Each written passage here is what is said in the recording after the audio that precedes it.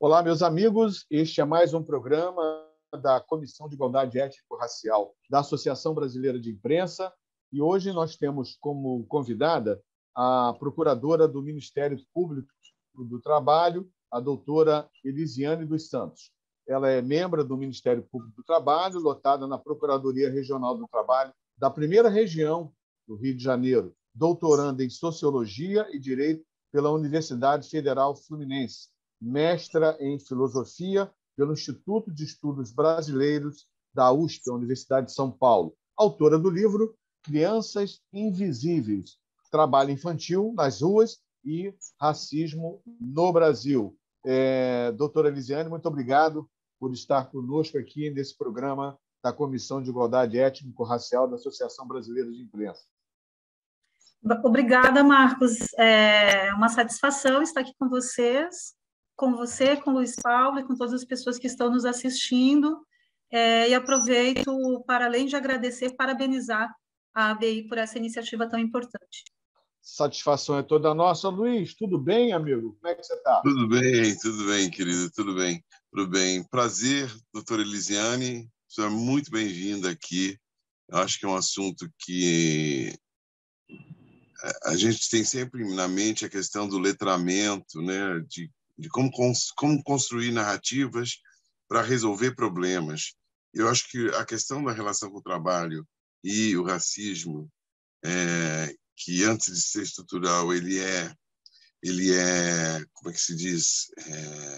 Vamos falar do estrutural.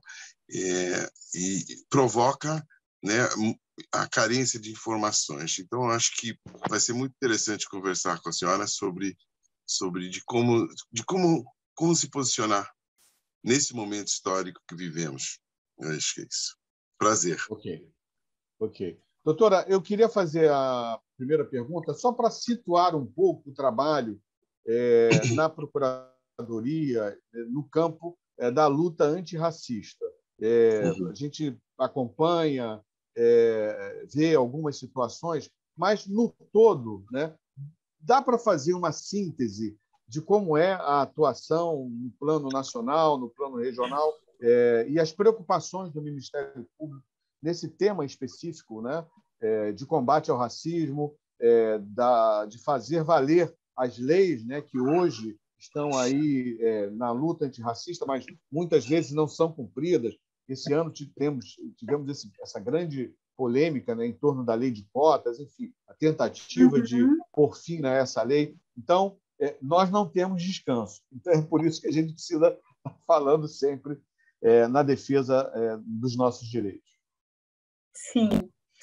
Bom, no Ministério Público do Trabalho, né, nós atuamos em diferentes temas, né, todos relacionados a violações de direitos humanos nas relações de trabalho. Então, por exemplo, questões que envolvem trabalho infantil, trabalho escravo, meio ambiente do trabalho, né? E entre esses temas está a questão da discriminação no mundo do trabalho.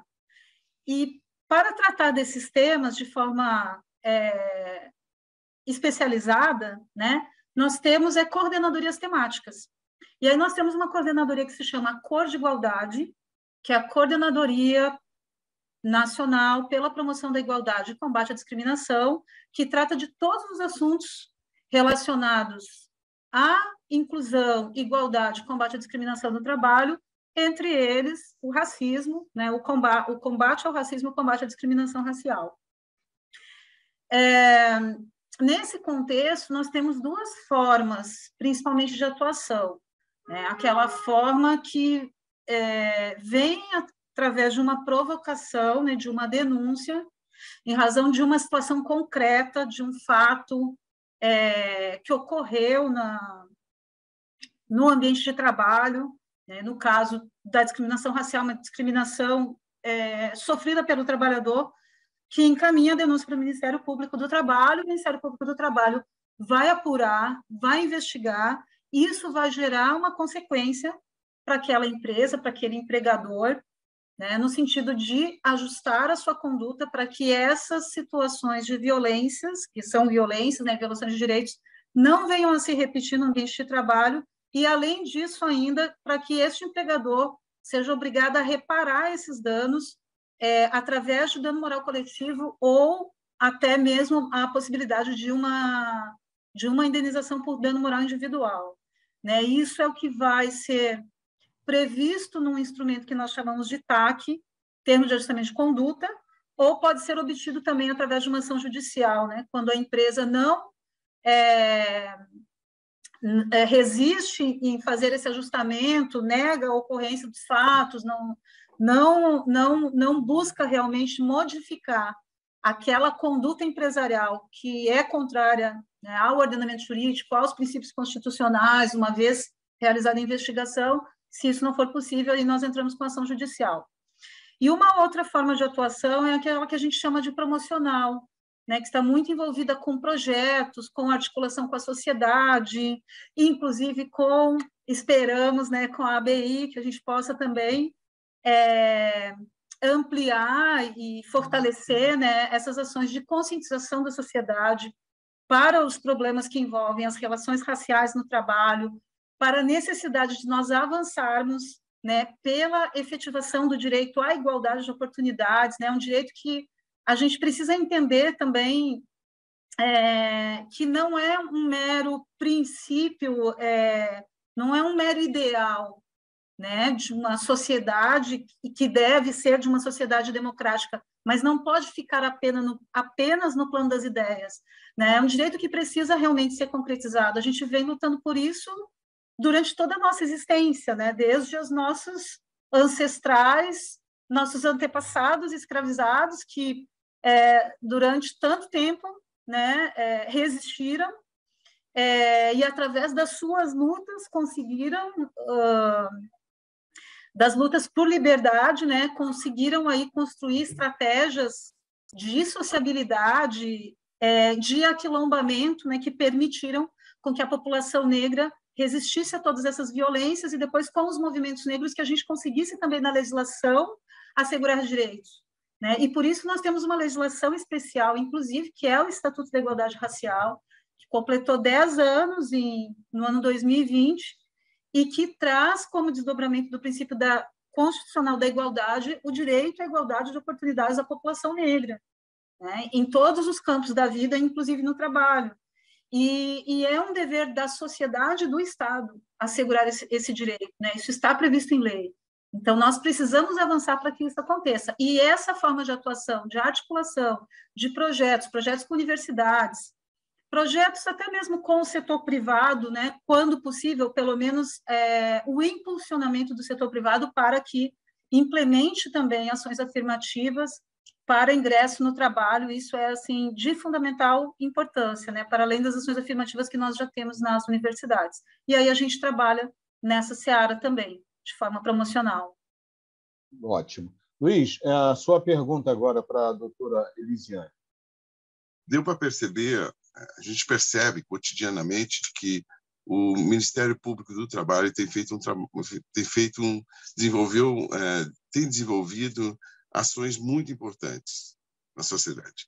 Quer dizer, isso a gente consegue perceber um cidadão comum, né? A gente, quando acontece alguma coisa relacionada ao trabalho, você pensa no Ministério do Trabalho e você hoje tem canais, você dá um Google, você tem uma série de canais de comunicação direta onde você pode informar o que aconteceu, pode acompanhar, né? Tem um busca, enfim, tem tudo isso. Eu queria fazer uma pergunta nessa direção, de como é que a senhora percebe, em função das experiências, né, a questão das leis. Eu acho que eu lembro que o Paim, ele, quando foi aprovado o projeto, ele lutou tanto no Senado, e ele ficou frustrado quando tiraram justamente as indenizações do projeto. Então, quer dizer, a forma de punir é muito branda, né?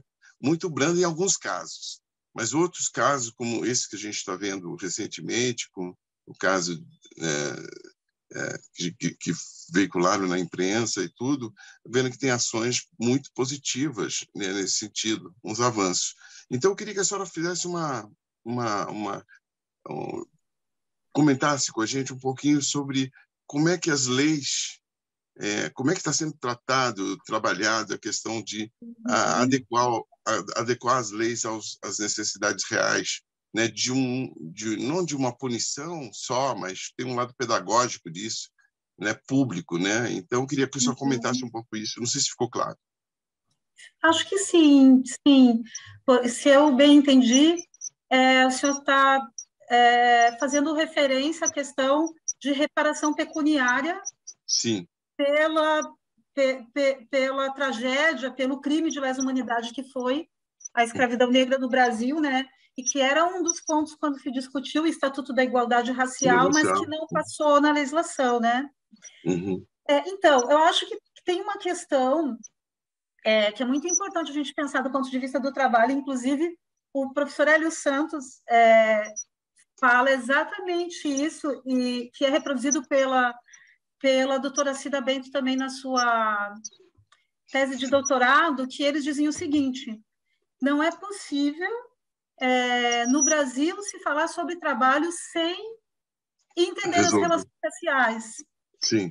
E é interessante que a gente, pensando no mundo do direito, no campo do direito, e mesmo do direito do trabalho, né, todo se questiona e se critica isso.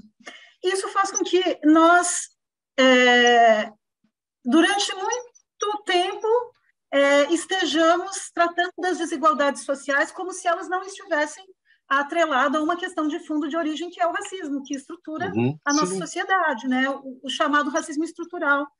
Quando a gente entende isso e a gente verifica que esses quase 400 anos de escravização negra importaram na expropriação da força de trabalho, né, de todo um povo que não teve qualquer, além da violência sofrida, né, não teve qualquer contraprestação pecuniária e nem reparação por esses danos, né?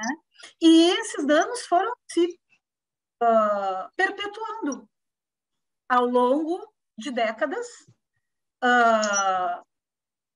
resultando nesse contingente de desigualdades que nós temos hoje, né, no Brasil e no mundo do trabalho.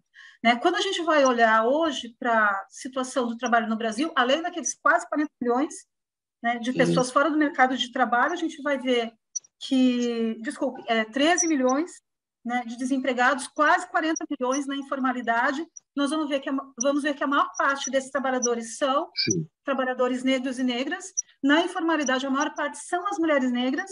E quando a gente olha para o mercado formal de trabalho, as pessoas que estão pensando numa pirâmide, né, na parte abaixo da pirâmide, na parte mais baixa da pirâmide, né, com os menores salários e nas funções de menor qualificação, são as mulheres negras, né? Os trabalhadores e trabalhadoras negras, mas principalmente as mulheres negras, né? Então, isso é o resultado de todo esse processo histórico de exclusão, de ausência de reparação e de ausência de políticas públicas lá na ruptura, né, do sistema escravista e início do processo de industrialização no Brasil, que não contemplou, não incluiu nossa população negra. Então, se nós tivéssemos realmente um debate sério, né, em termos de nação e de reparação, né, histórica, para além das ações afirmativas, nós teríamos essa necessidade de urgência de pensar, na minha opinião, né, numa reparação pecuniária também. Numa reparação pecuniária, como, por exemplo, países na Europa que que passaram pelo Holocausto, né, na Alemanha, isso é algo que foi assegurado lá, né? E nós não tivemos isso aqui ainda, né? E por quê? Também, na minha compreensão de toda essa questão, né? Porque as correlações de forças, elas são sempre muito tensionadas, né? E hoje mesmo a gente vive um momento histórico de muito tensionamento, né? Estas forças numa resistência, na luta por direitos, né? Que sempre existiu e, felizmente, se mantém sempre viva e pulsante, por isso conseguimos, inclusive, avançar em direitos na legislação, ainda que a gente não tenha conseguido inserir nessa legislação todos os direitos que se pretendia, Sim. e a reparação pecuniária era um deles, além das cotas raciais no setor privado, também era uma das medidas que não entrou no estatuto, né? Mas ele, por outro lado, prevê todo esse arcabouço de princípios e de responsabilidades gerais que nos permite também, do ponto de vista jurídico, exigir essa responsabilização das empresas, do poder público e da sociedade como um todo, né, e fazer com que se avance no sentido de garantia de direitos. E por isso, inclusive, eu não vejo as ações afirmativas, ainda que elas tenham esse condão também, de certa forma, reparar essa desigualdade que foi produzida, eu não vejo como uma medida meramente reparatória, porque eu entendo como uma medida de efetivação de direitos. Sim. E acho que as medidas reparatórias elas vão para além das ações afirmativas na universidade, no setor privado, né? Eu acho que a gente não perdeu essa discussão ainda. Eu acho que essa discussão ela ainda vai ter bastante espaço, eu acho, na sociedade brasileira, em relação a possíveis reparações pecuniárias, né, pelo crime de lesa humanidade que foi a escravização negra. Doutora Elisiane, eu não sei se o Luiz Paulo está percebendo, mas eu acho que a sua câmera está cortando um pouco o teto, né? Acho que agora melhorou. Isso. Melhorou? Assim. Agora sim. Ótimo, isso. Obrigada, agora está inteira na tela. Eu era para ter visto, são os tempos modernos, né? A gente está fazendo rádio, televisão, jornal, tudo ao mesmo tempo. Eu queria falar sobre a questão do ato em si, do racismo, né? Quando ele acontece, tem a denúncia, a gente acompanha, tem o caso do registro do boletim de ocorrência, né? Tem o acompanhamento policial, tem a investigação, tem a tomada dos depoimentos. Mas qual é a responsabilidade da empresa, né? Até onde vai a responsabilidade da empresa numa situação específica, em se tratando de algo acontecido no ambiente de trabalho? Sim. Bom, a empresa precisa adotar mecanismos de prevenção a práticas, né, de racismo e qualquer outra forma de discriminação dentro do ambiente de trabalho. Ou seja, o empregador precisa assegurar aos trabalhadores um ambiente de trabalho sadio e equilibrado, livre de racismo e qualquer forma de discriminação. Como isso será obtido, né? Como isso será efetivado? Através de ações de letramento racial dentro da empresa, de formação dos seus quadros de pessoas que ocupam funções de chefia, né? Que tem pessoas subordinadas, através de sensibilização, de campanhas, e principalmente de olhar para dentro, né,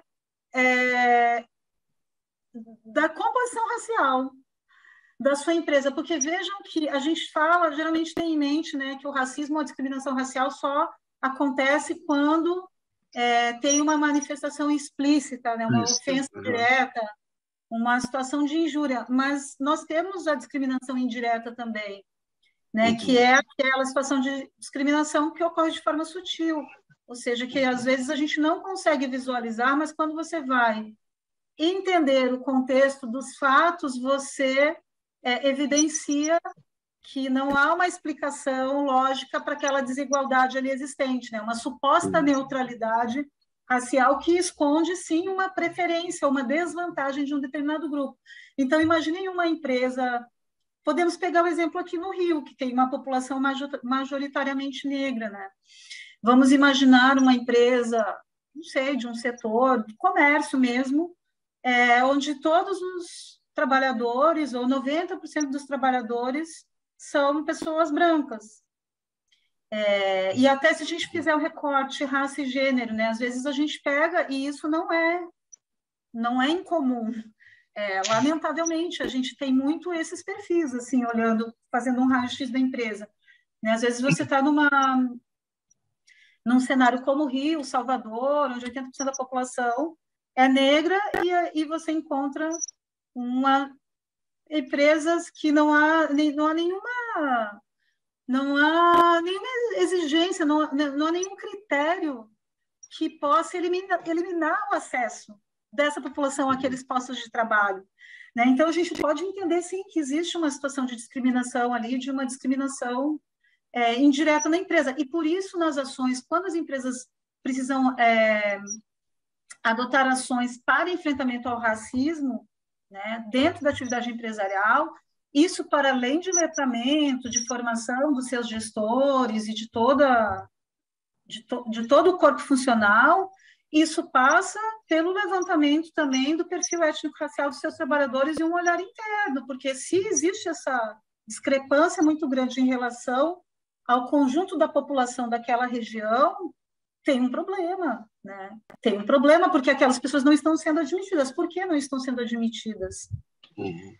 Então, no meu entendimento, inclusive, se isso fosse ser discutido judicialmente, caberia, inclusive, a prova da empresa explicar o porquê ela não faz, porque já se presume que existe uma discriminação em relação àquele grupo que não tem acesso a essas vagas. Né? Então, as empresas precisam fazer isso, e uma vez que verifique essa discrepância no perfil étnico-racial dos seus trabalhadores em relação à população do território, eles precisam implementar ações para contratar essas pessoas, para fazer com que a população negra tenha acesso às suas vagas e funções em todos os seus quadros, nos seus em diferentes níveis de funções também, né? Não adianta querer fazer aquela inclusão também, ação afirmativa, e contrata as pessoas só para um determinado cargo, num padrão, né, de menor qualificação, para dizer assim, não, olha, nós contratamos X pessoas, aí colocam todas as pessoas concentradas num setor apenas. Então, olhar para essas diferentes, né, possibilidades, que aí a gente está falando de igualdade de oportunidades, que é uma obrigação legal, está lá no Instituto da Igualdade Racial. Nós tenhamos pessoas negras nos postos de gestão, nos postos de chefia, nos postos administrativos, nos lugares de apoio, né, e não apenas concentrados nas funções de menor qualificação. Ok. Só lembrando aqui, Luiz, que nós estamos conversando com a doutora Elisiane Santos, que é procuradora no Ministério Público do Trabalho no Rio de Janeiro. Luiz, a pergunta está contigo. A minha pergunta, eu vou me colocar o lugar de fala como aconteceu um fato, eu me reporto ao Ministério Público, o Ministério distribui, talvez, uma parte mais regional, aquele caso, e aí esse caso tem uma repercussão na mídia. Eu estou colocando uma situação bem abrangente. Eu queria saber se o Ministério Público ele mantém uma espécie de um observatório, né? Um lugar que você está vendo as coisas acontecerem. Então, a denúncia acontece, o Ministério toma um posicionamento, às vezes isso demora algum tempo. Esse retorno para a sociedade como uma forma de reconhecimento que o fato ocorreu, né? O problema aconteceu, e quais são os passos seguintes? Encerra aí o papel do Ministério Público, ou ele tem uma atuação, ele acompanha até o final o caso ocorrido, aquilo que foi denunciado, aquilo que foi dito, aquilo que teve uma repercussão na mídia? Bom, primeiro assim, nós não temos um observatório relacionado aos casos, né, ao acompanhamento das denúncias que se transformam em inquéritos. Nós temos um observatório geral que chama Smart Lab, para quem quiser acessar e navegar, porque tem muita informação nesse site, né? Mas é um observatório geral, assim, de dados por região, sim, onde se pode encontrar números quantitativos de denúncia, mas não o detalhamento delas. A gente pode encontrar informações socioeconômicas daquela região, sobre trabalho infantil, sobre trabalho escravo, sobre as questões de políticas de promoção de igualdade, se tem secretaria de política racial ou não, políticas de igualdade racial ou não. Tem muitas informações interessantes.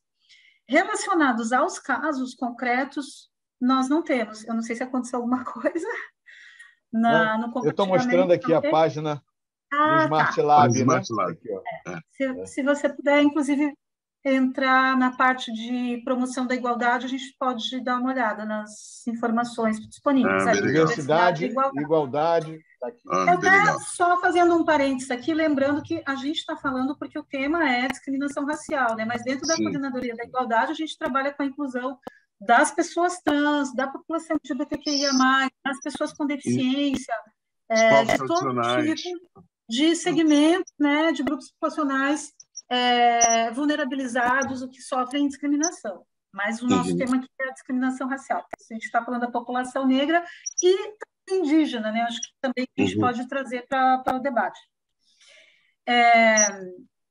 O que eu acho, Luiz, e eu achei muito interessante a pergunta que você fez sobre essa questão de como a sociedade acompanha, porque eu acho que, de fato, não consegue acompanhar, porque, lamentavelmente, a informação, ela não... Às vezes, ela não chega à sociedade, em muitas situações. Nós tem muitas situações, muitos casos que, às vezes, estão em tramitação, ou em que nós estamos atuando, ou até ações promocionais, várias ações promocionais que a gente faz, mas terminam não sendo divulgadas, assim. Sim. E em relação a esses casos emblemáticos, eu acho que é muito comum que, quando chega o caso, a grande imprensa vai e quer cobrir, e nem sempre isso é bom, porque às vezes no início da investigação, às vezes pode até atrapalhar um pouco, né, porque fica aquela situação de pressão e tal. Só que isso acontece quando chega a denúncia, e é aquilo que você falou, e depois o tempo passa, nós seguimos atuando, mas o que acontece de fato é que a população não sabe mais o que aconteceu. Exatamente. Então, aproveitando que nós estamos falando com a ABI, eu acho que esse é um desafio até assim para vocês, né, da área da imprensa, da informação, pensar como pode ser, como a comunicação, que é um direito também, né, é um direito fundamental, pode ser mais efetiva, mais Pode dar um complexa exemplo, em doutora? relação, né, a essas violações de direitos e a reparação. As violações e a reparação dessas violações de direitos, porque eu acho que fica faltando muito. Doutora, um exemplo só, Marcos, dá licença só um pouquinho.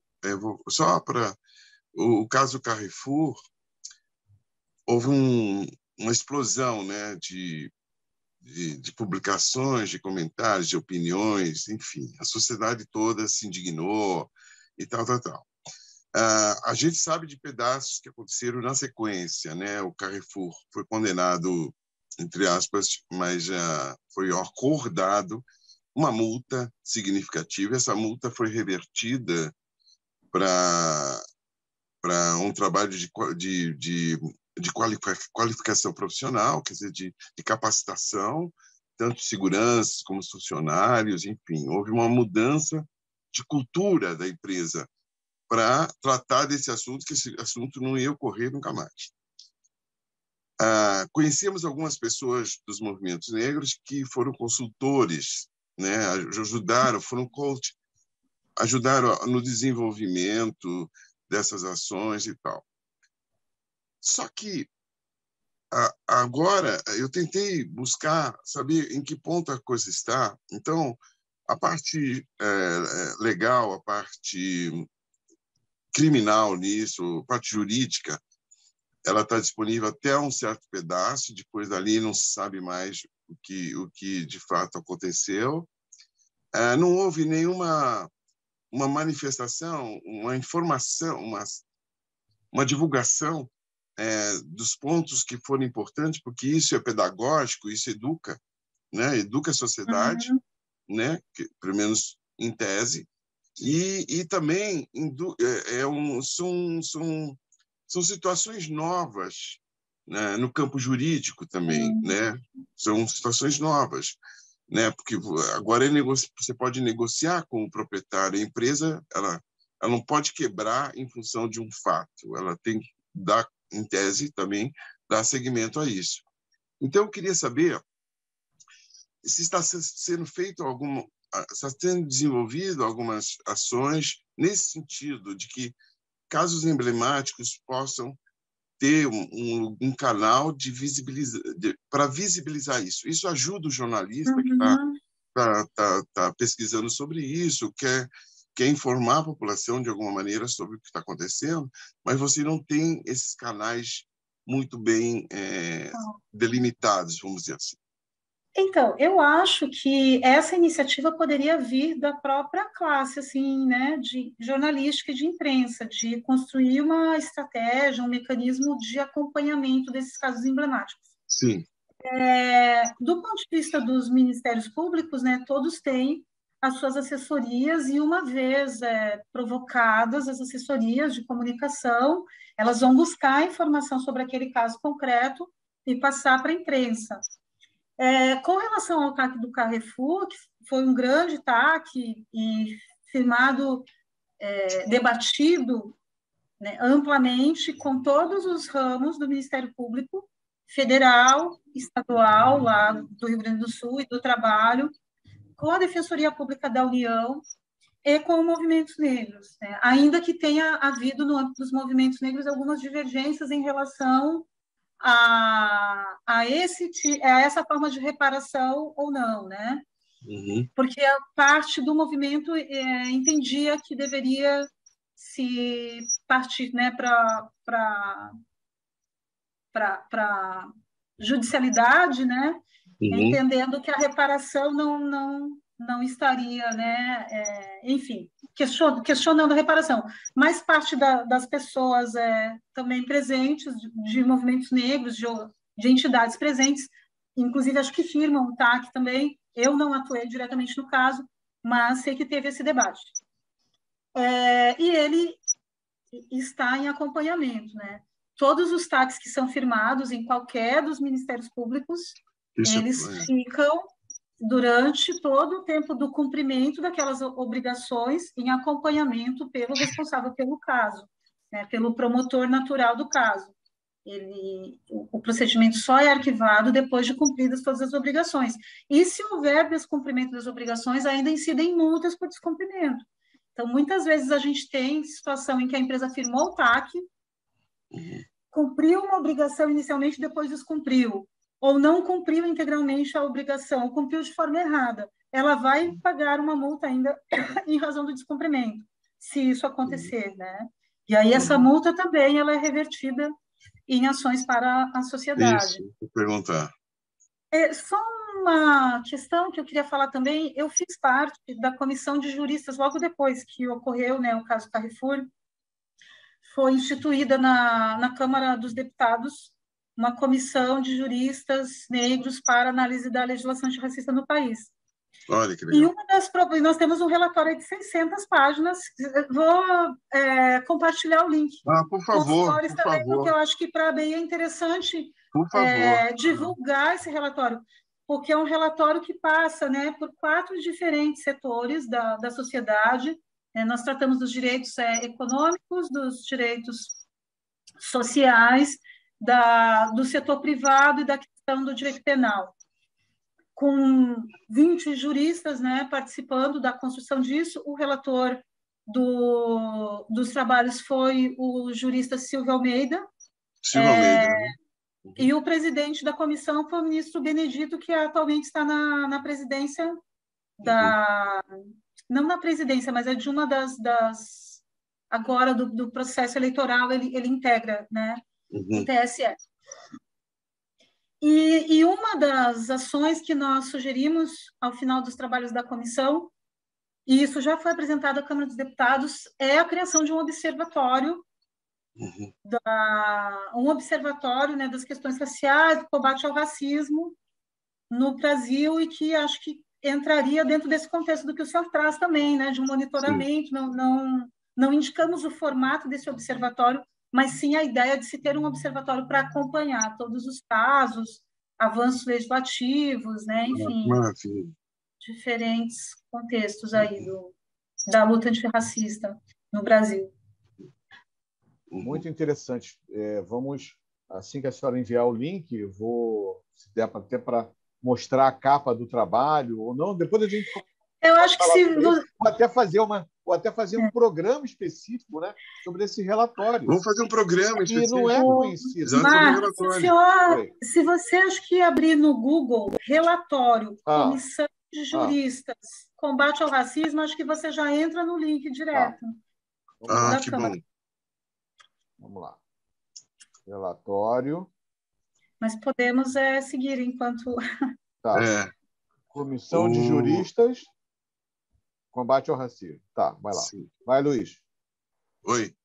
Não, eu acho que nessa direção, isso é muito importante, eu não sabia da existência. Então, eu vou aproveitar e vou falar um pouco mais da comissão, então. Por favor, fale da comissão. Porque a gente fez um trabalho assim, muito denso e com várias propostas. É claro, a gente não pode apresentar os projetos, né? Então, a gente elaborou anteprojetos que podem ser aproveitados ou que podem servir de subsídios, né, para os parlamentares na sua atividade legislativa apresentar também, na aprovação, né, de leis. Um desses projetos está relacionado com o que nós estávamos falando aqui, que diz respeito às cotas raciais no setor privado. A gente apresentou projetos de lei, anteprojetos também, buscando cotas raciais nas vagas de aprendizagem e de estágio profissional, né, porque isso teria uma conexão direta também com as cotas raciais nas universidades, né, uma vez que os estudantes já estão, que a gente tem avançado já no ingresso de jovens negros na universidade, assim conseguiria também garantir essa transição de universidade para o trabalho, né, através dos programas de estágio e de aprendizagem profissional.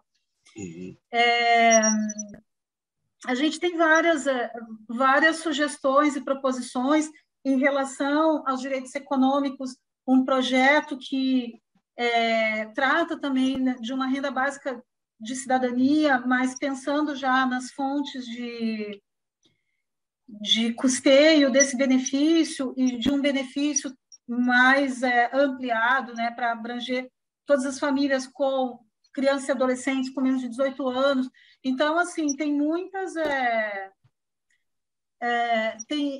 tem muita informação importante do ponto de vista de análise crítica, social e histórica, né, de avanço legislativo, do que ainda se precisa avançar, com proposições também efetivas, né, inclusive no campo do direito penal, que não é a minha área de atuação, então não vou falar para não, né, entrar em alguma situação que realmente não tem um aprofundamento, mas também na área do direito penal, questões relacionadas, a gente falava antes de iniciar aqui, né, sobre o genocídio da juventude negra, e a gente traz também uma reflexão relatório sobre a questão do perfil, né, da identificação, do registro fotográfico, da fragilidade dessas provas, com sugestões também de alterações, né, na legislação nesse sentido. Então, tem muitos debates ali, né?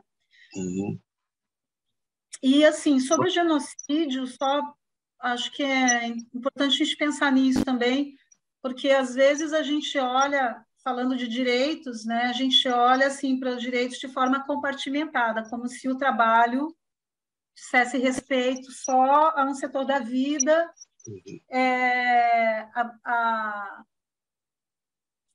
o direito penal, a violência, a segurança pública a outro e a moradia a outro, mas quando a gente vai ver todas essas questões, elas estão conectadas, essas questões sociais, né? E quando a gente fala de genocídio negro, é importante a gente pensar, assim, o quanto a precarização no trabalho vulnerabiliza crianças, adolescentes e jovens negros e o quanto isso também se insere nesse contexto de violências e de morte, né, e de extermínio da população negra. A gente vai analisar, por exemplo, situações envolvendo trabalhadores infantis nas ruas que terminaram com mortes violentas, mas a condição do trabalho infantil ela é ocultada na informação da imprensa, quando se fala somente com o estigma do menino da comunidade, geralmente estigmatizando, né, como alguém possível infrator, né, sem adentrar nos aspectos todos que estão, né, por trás daquela infância violentada, das outras violações de direitos, né, da falta de acessos a direitos sociais. Então, tudo está relacionado. Né? Doutora Lisiane, só aproveitando esse gancho, né, essa fala sobre a questão do genocídio, que é um trabalho, que é um tema que é muito importante do dia a dia da nossa Comissão de Igualdade Étnico-Racial aqui na ADI. Inclusive, nós estamos discutindo, conversando com os acadêmicos, né, professores da Universidade Federal Fluminense, do Departamento de Antropologia, para que haja um termos de compromisso, um intercâmbio entre o trabalho da ABI com a Universidade Federal Fluminense para o enfrentamento, né, no campo da comunicação a esse genocídio. Do ponto de vista prático, como é que funciona, por exemplo, a relação de uma instituição como a Associação Brasileira de Imprensa, a Universidade Federal Fluminense, em parceria com o Ministério Público do Trabalho? Onde é que essas ações podem ser realizadas de forma conjunta? Sim. Em qualquer momento essas ações podem acontecer, né? Tanto num formato assim de colaboração, articulação institucional, que é independente de um termo, né, de convênio formalizado, mas também através de convênios, parcerias institucionais formalizadas em projetos específicos, projetos de comunicação social, projetos de fortalecimento de redes comunitárias, de jovens. A gente tem muitos projetos assim, né, em andamento que às vezes não vão trazer o nome enfrentamento ao genocídio, mas certamente impactam, né, no enfrentamento a essa questão. Exemplo, né, nós já tivemos em São Paulo, por exemplo, parcerias com a UNEAFRO, né, que é aquela grande rede de cursinhos populares para ingresso dos jovens negros na universidade. Então, são ações que vão movimentar não, porque elas já se movimentam por si só, né? Mas vão fortalecer esse movimento das periferias, dando visibilidade também e conseguindo reverter recursos de empresas que são condenadas nessas ações, né, de discriminação racial ou outras violações de direitos, e que podem, então, com esses recursos, né, reverter a sociedade para esses projetos. Aqui no Rio, por exemplo, nós já tivemos, em mais de uma oportunidade, de parcerias com a FLUP, que não sei se vocês conhecem, a Festa Literária das Periferias, né, que faz um trabalho belíssimo, então também sempre trazendo esse viés do fortalecimento das iniciativas, né, de jovens periféricos. Isso pode acontecer no campo da comunicação, na questão do trabalho infantil. A gente teve muitos projetos relacionados à comunicação social, porque havia uma necessidade de colocar o debate para a sociedade, né, num contexto de desnaturalizar o trabalho infantil. Sim, e muitas vezes a imprensa, a grande imprensa, né, a grande rede, ela não fazia, ela não conseguia trazer essa crítica, esse olhar da violação de direitos, né, quando transmitia, quando passava a notícia. Então, foi um trabalho assim, que eu acho que a gente teve êxito. Eu acho que hoje as pessoas conseguem entender que é trabalho infantil, que o trabalho infantil é uma violência, que ele não pode ser admitido, né? Admitido. Então, A imprensa é muito importante, assim, na nossa atuação, quando faz esse trabalho de crítica, né, de denúncia também. Doutora Bom, vamos lá, Elisiane, Luiz. nos últimos tempos, a gente tem percebido muito as denúncias de assédio moral, né?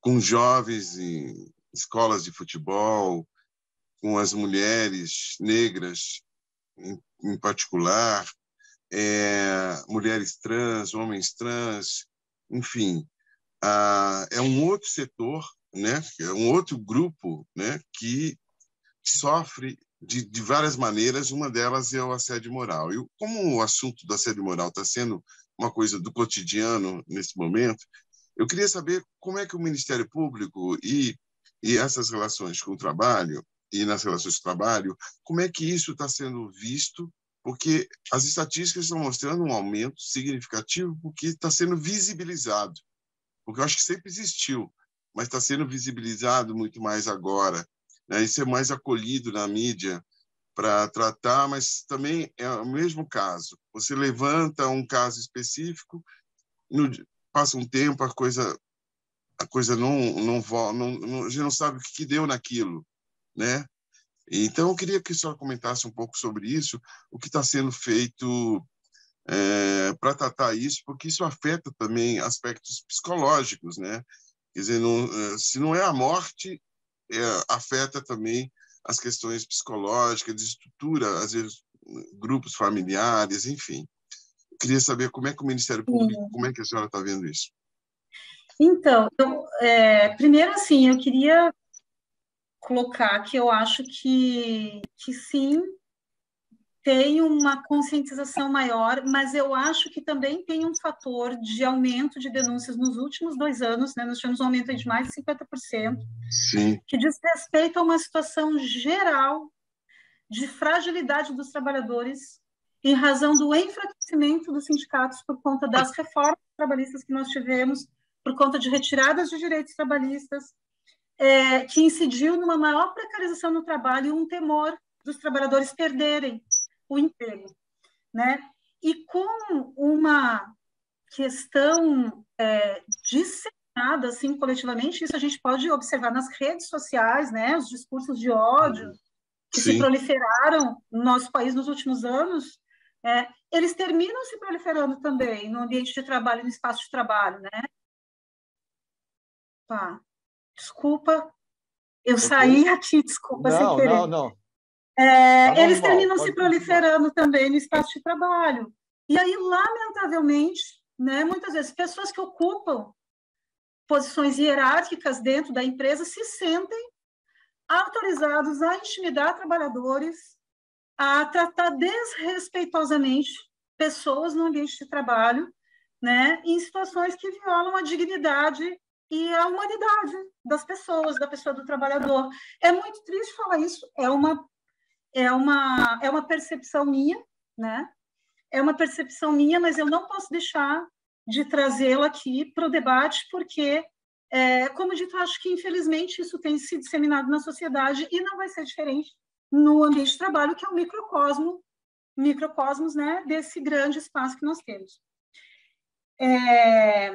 Eu acho que as denúncias começam a chegar em maior quantidade, porque a gente também teve uma preocupação em cada vez mais trabalhar com campanhas de conscientização, tanto em relação ao assédio moral quanto em relação ao assédio sexual, que também aumentou o assédio sexual, e as mulheres são as maiores vítimas dessa prática, né?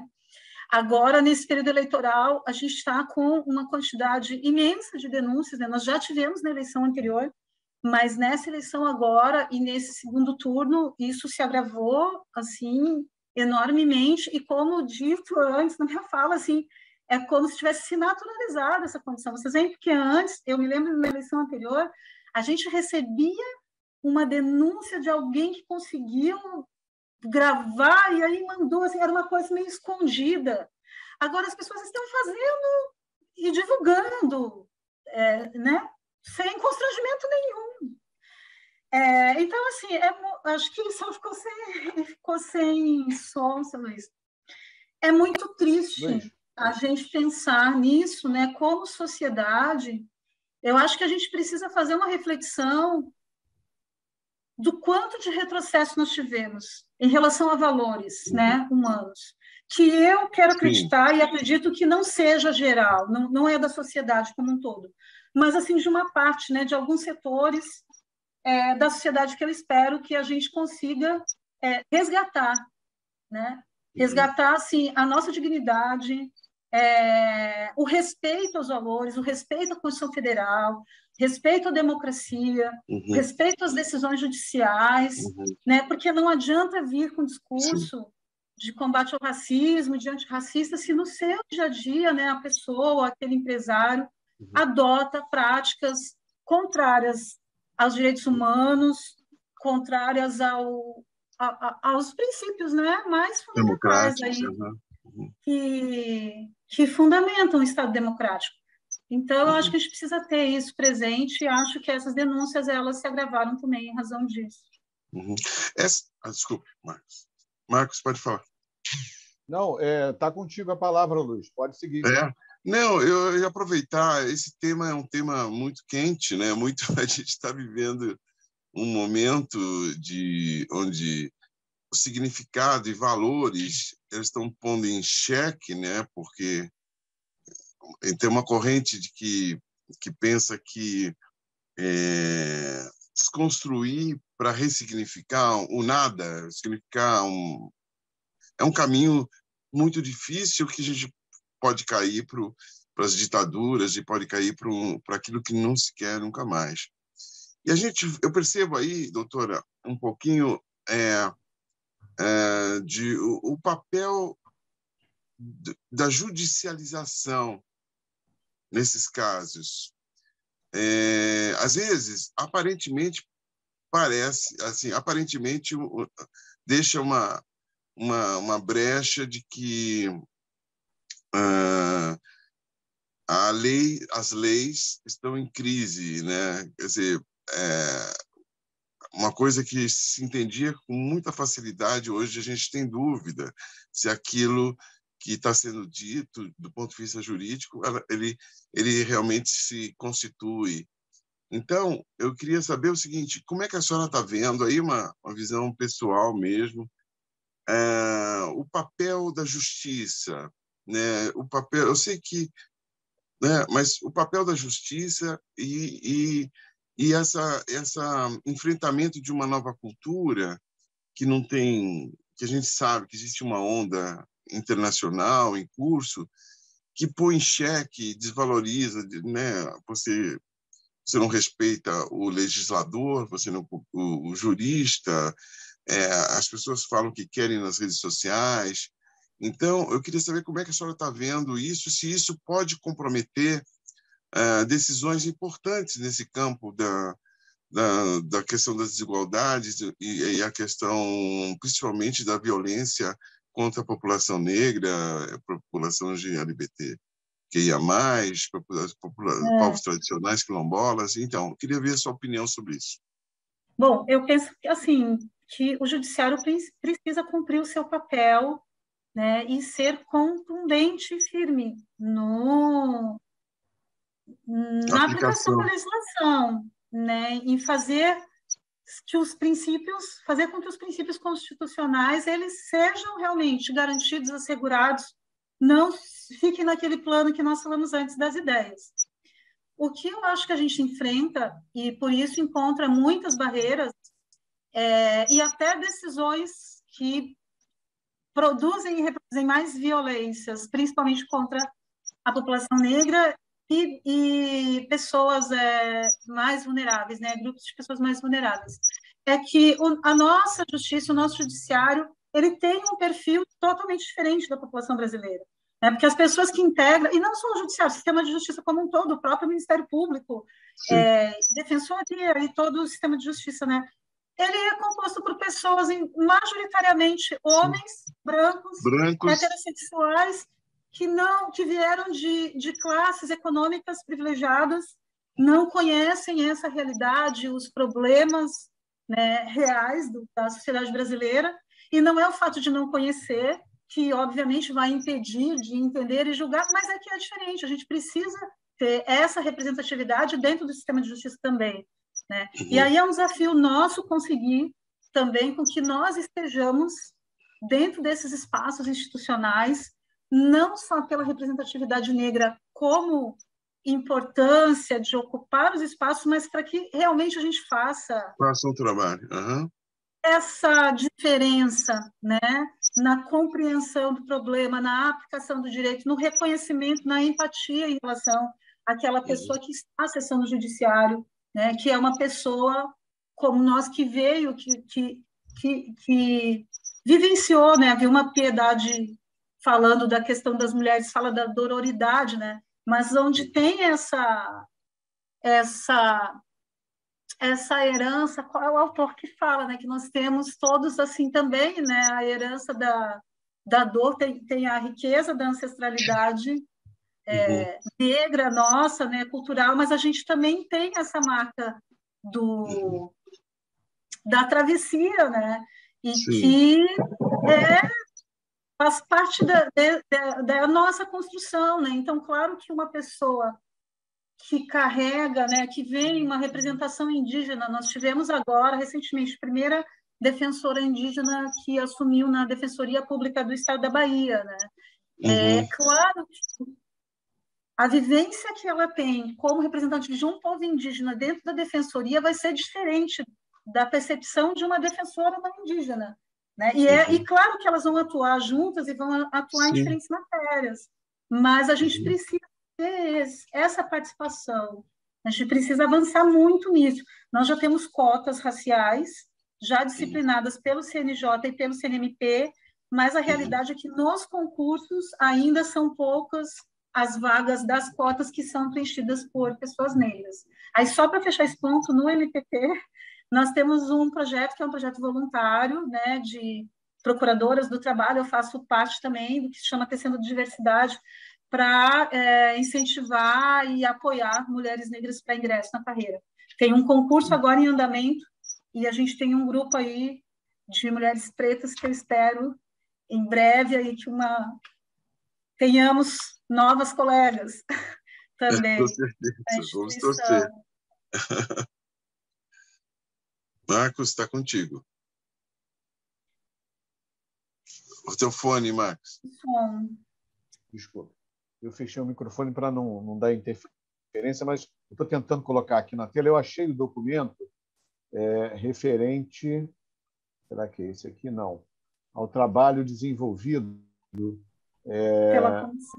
pela comissão. Deixa eu só achar aqui, porque ele está aberto. Eu salvei o documento. Deixa eu só pegar, porque é muito importante. Ele tem quase 600 páginas. É um documento bem robusto. Vai servir, vai ser muito útil, bem robusto. Vai ser útil para o trabalho aqui da nossa Diretoria de Igualdade Étnico-Racial. Aqui, eu consegui abrir aquele famoso problema. Inclusive, esse é um dos trabalhos que foi pouco aqui, apresentado à sociedade, né? Então, poucas, inclusive as organizações, instituições. Olha, que legal.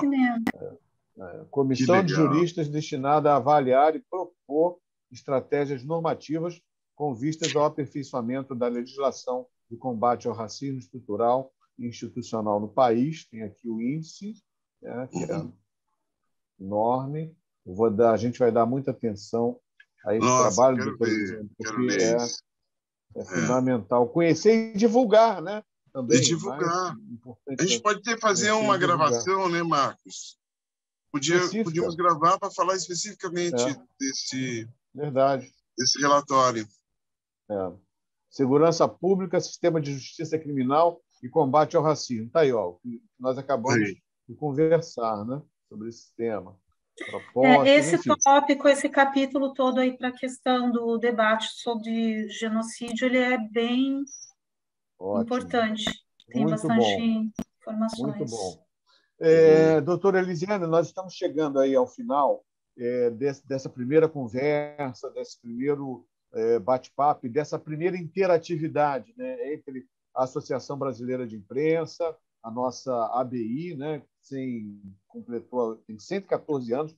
O ano que vem, 2023, a ABI completa 115 anos. Né?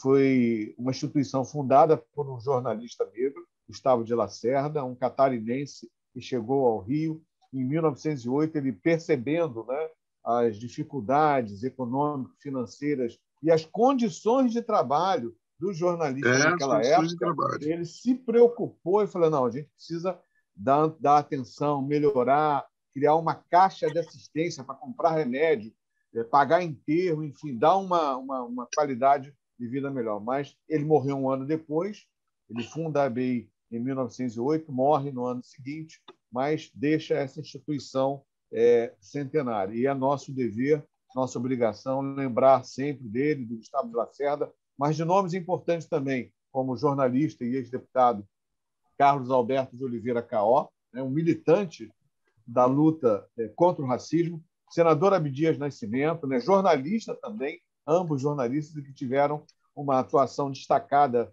na luta contra o racismo, o Gustavo de Lacerda e Luiz Gama. Esses nomes que precisam ser lembrados diariamente. E, além deles, essa comissão pode chamar Luiz Gama. É verdade, é verdade. Precisamos reverenciá-los todos os dias. Doutora, é isso aí.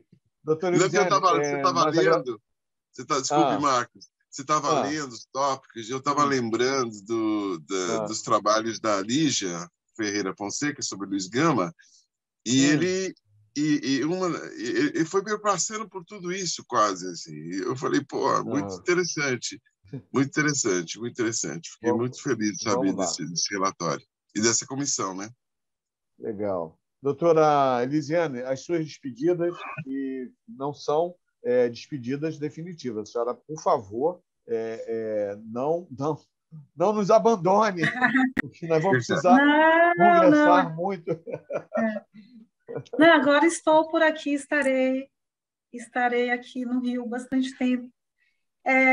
Eu só gostaria de agradecer o convite, eu adorei participar da conversa, eu nem percebi, assim, passou super rápido, né? Super rápido. E acho que a gente teria mais horas e horas aí para conversar sobre tantas questões que nos traz, né, reflexão, crítica e também pensamentos no sentido de ações práticas, né, para enfrentar o racismo no nosso país e que a gente pode, numa união de esforços, sempre, né, tentar aí avançar, né, buscar avançar. A gente tem que caminhar sempre para frente, não pode retroceder. A gente sabe que é difícil, né, porque tem muitas dores dentro de tudo isso, né, tem muitas perdas dentro de tudo isso, mas a gente tem que trabalhar também com as dores para transformar em luta e esperançar, né, como nos ensinou Paulo Freire, para a gente construir um país melhor para nós, para as nossas gerações ainda e para as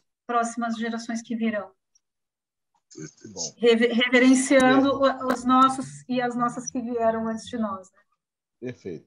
Nós agradecemos a participação da doutora Elisiane Santos nessa entrevista aqui para a Comissão de Igualdade Étnico-Racial da Associação Brasileira de Imprensa, doutora Elisiane Santos, que é procuradora do Ministério Público do Trabalho da primeira região no Rio de Janeiro.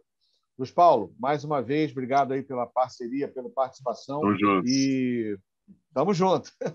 Tamo junto. Valeu, tamo tchau. Junto. Doutora, um abraço a vocês.